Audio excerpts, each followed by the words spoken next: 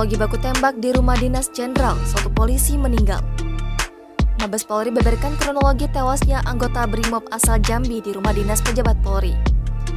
Aksi tembak-menembak di rumah dinas pejabat Polri menewaskan Brigadir Nofransyah Yosua Huta Barat pada Jumat 8 Juli lalu pukul 17.00 waktu Indonesia Barat. Menurut keluarga Brigadir Nofransyah Yosua Huta Barat, ditemukan 4 luka tembak, yakni 2 luka tembak di dada, 1 luka tembak di tangan, dan 1 luka tembak di leher anggota Brimob tersebut. Tidak hanya itu, anggota Brimob ini juga mengalami luka sajam di mata, hidung, mulut, dan kaki.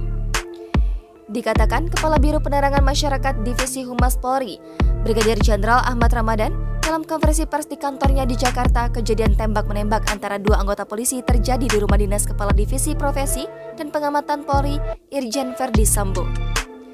Ramadan menyampaikan kejadian berawal ketika Brigadir Jenderal J masuk ke rumah salah satu pejabat Polri.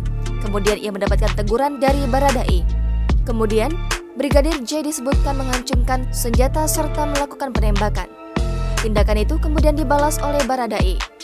Saat ini, menurut dia, pihak Polri melakukan pendalaman atas kejadian itu.